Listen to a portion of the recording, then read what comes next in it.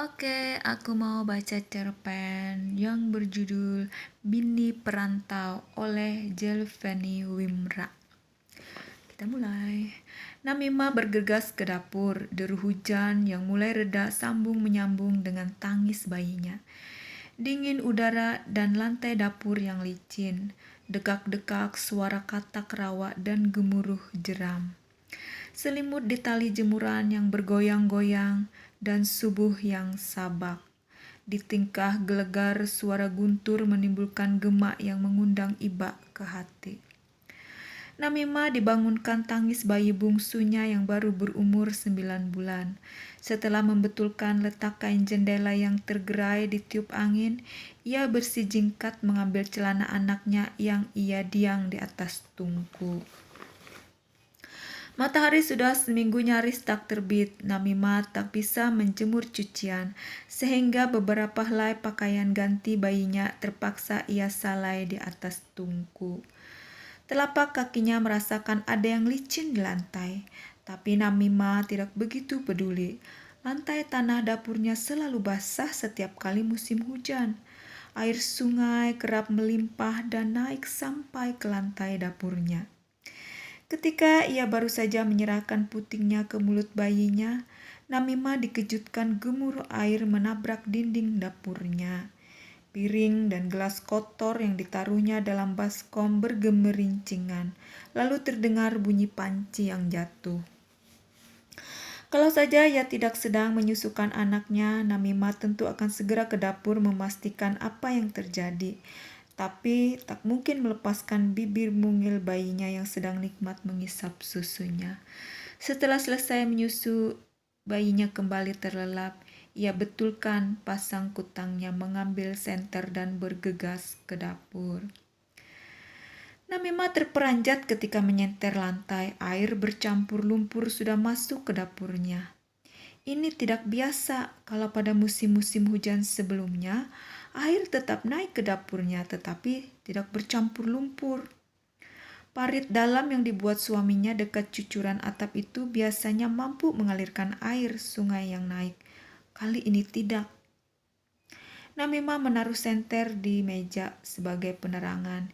Ia segera mengambil sarung plastik dan cangkul. Ia masuk ke dalam karung plastik itu dan memeriksa dari mana asal air bercampur lumpur itu. Karena hujan masih lebat dan langit belum sempurna terang, ia hanya mencoba memperdalam parit di samping dapurnya itu dengan cangkul, mengais-ngais sampah guna memberi jalan bagi air bercampur lumpur yang terus menekan dari tempat yang tinggi. Lumpur itu makin kental, makin menumpuk. Tiang dapur yang berdiri di tepi sungai berderak. Ia teringat kedua tiang dapur yang menahan dapurnya di pinggir sungai itu adalah batang jirak yang ditebang sendiri oleh suaminya di rimba dekat hulu sungai yang tidak begitu jauh dari rumahnya. Kata suaminya, batang jirak sangat liat, kokoh, tak akan goyah kalau hanya oleh hempasan air sungai. Suaminya semula mau menancapkan kedua batang jirak itu ke dalam sungai, sehingga separuh dapurnya berdiri di atas sungai. Ini dimaksudkan suaminya agar ia tidak sulit mencuci pakaian, mencuci piring. Bisa juga dijadikan tempat mandi dan tempat buang air.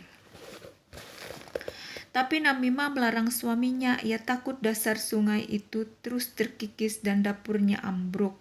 Akhirnya kedua tiang dapur itu didirikan bersisian dengan tebing sungai. 2 tahun tiang itu memang tidak apa-apa, cuma retak-retak. Tapi tekanan lumpur kali ini telah membuat tiang dari batang jirak itu berderak. Namima pun tak pikir-pikir panjang. Ia segera mengangkat barang-barang pecah belah yang ada di dapur ke ruang tengah dekat balai-balai dari bambu. Di atas balai-balai bambu itu, Waldi anaknya yang sulung sekarang sudah kelas 4 SD biasanya tidur. Mendengar gemerincing gelas dan piring yang ditumpuknya di bawah balai-balai itu, Waldi terbangun. Ada apa, Mak? Waldi mengusap-usap matanya. melihat ke bawah balai-balai. Dapur kita dihantam lumpur, jawabnya, napasnya mulai sesak. Waldi bangun dan langsung ke dapur. Ia ambil pakaian yang disalai emaknya di atas tungku dan memindahkannya ke ruang tengah. Kemudian kembali lagi ke dapur mencoba menopang tiang dapur dengan potongan kayu bakar. Sudah, biarkan saja. Coba periksa kandang itikmu, katanya pada Waldi. Dan Waldi berlari keluar. Mak, kandang itik roboh. Itiknya masih ada di dalam? Tak ada. Itiknya sudah di luar. Suara mereka memecah keheningan pagi. Ini membuat anjing mereka yang dikandangkan di depan pintu masuk menyalak-nyalak. Waldi membuka pintu kandang anjing itu dan menanggalkan sangkutan rantai di lehernya. Anjing itu melompat-lompat dan mengibas-ngibaskan ekornya. Waldi mengusap-usap kuduk anjing yang diberinya nama Bule.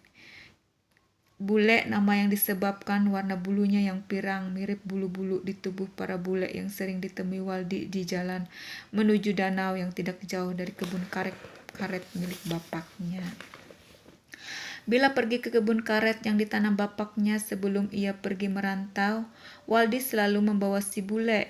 Kecuali kalau sedang ada orang berburu babi, Waldi tidak akan membawa si Bule. Anjing berbulu pirang itu berbadan besar, hampir sebesar tubuh Waldi. Mendengar salak anjing mengejar babi, si Bule akan merentak, menarik-narik rantainya. Waldi belum kuat menahannya. Sekalipun ia bersikeras membawa si Bule, emaknya pasti melarang. Kata emaknya, besarlah sedikit lagi, baru boleh ikut berburu. Sebelum besar, mengembalakan itik saja dulu. Kalau pergi menyiang karet, tak apa-apa bawa si Bule. Langit perlahan terang. Namima menyusun pecah belah dan setumpuk pakaian. Tepi roknya sudah basah digelimangi lumpur. Waldi di luar menghalau itiknya ke halaman depan dikawal si Bule. Ia juga sudah tidak memperhatikan tubuhnya yang basah diguyur sisa-sisa hujan. Mak! Waldi terpekik. Ia melihat gundukan tanah sebesar rumah dan sebatang pohon hanyut dari arah hulu. Ranting-ranting pohon itu melibas dinding-dinding rumah yang ada sepanjang pinggir sungai, disusul kemudian dengan teriakan orang-orang. Beberapa orang lelaki dewasa tampak berusaha menahan dan mengalihkan batang kayu yang hanyut itu. Mereka tampak lega ketika kayu itu berhasil diluruskan selajur sungai. Ketika melihat di dekat rumahnya, Waldi memeluk emaknya. Kengerian membungkus wajah kuyupnya. Kayu di atas gundukan tanah itu menghilir pelan. Air yang sempat tergenang seakan berpacu mendahuluinya. Namima menarik napas lega. Ia lepaskan pelukannya dari Waldi. Di mana kita akan memasak lagi, Mak? Tanya Waldi dalam gigil tak tertahan. Namima tersenyum, senyum yang membuat dahi Waldi berkerut. Matanya memandang berkeliling melihat kandang itiknya yang roboh, tiang dapur yang condong dan lantai yang licin. Tumpukan pakaian di ruang tengah, piring, gelas, panci, kuali, dan termos disusun begitu saja di lantai ruang tengah yang agak tinggi dari dapur. Namima mengambil cangkul dan mengais lumpur yang tergenang di dapurnya. Waldi ikut membantu menimbaknya dengan piring plastik. Si Bule terus saja menyalak dan berlari-lari ke sekeliling rumah. Si bungsu terbangun lagi. Namima meninggalkan cangkulnya. Ia segera membersihkan tangan di air drum samping dapurnya. Ia kemudian masuk ke biliknya, menggendong dan menimang-nimang si bungsu. Beragam pikiran seketika mengusik otaknya. Sejak lahir si bungsu belum pernah bertemu bapaknya. Ketika mengetahui dirinya hamil, bapak si bungsu memutuskan pergi merantau. Belum pasti ke kota mana. Bapak si bungsu ragu memilih entah pergi ke Pekanbaru, ke Batam, atau ke Medan. Kiriman uang pertama yang diterima Namima dari Batam, kemudian dari Pekanbaru. Terakhir tak pakai alamat sebab dikirimkan melalui teman sekampungnya yang kebetulan bertemu dengan bapak. Si bungsu di perbatasan antara bertemu dengan bapak si bungsu di perbatasan antara Aceh dan Medan. Entah di rantau mana bapak si bungsu sekarang berada. Namimah memeriksa isi termos, masih tersisa setengah.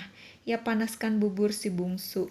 Sebelum menyuapi si bungsu, Namimah melarutkan gula dan kopi dalam gelas bertangkai yang sebelumnya hanya dipakai untuk tempat minum pagi bagi suaminya. Kopi dalam gelas bertangkai itu ia taruh di meja dekat songkok nasi. Di situ juga ada kursi kayu. Waldi, minum dulu. Sudah, nanti saja kita bersihkan dapur itu.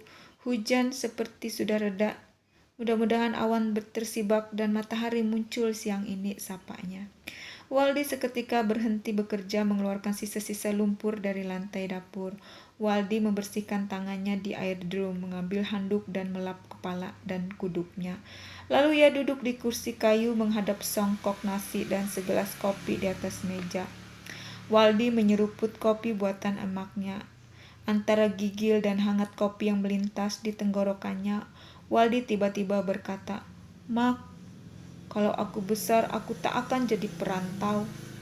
Namimah memutar tubuhnya membelakangi Waldi dan menyembunyikan seulas tersenyum. Senyum yang tentu akan membuat dahi Waldi kembali berkerut. Oke, sekian. Bye-bye. Bye-bye.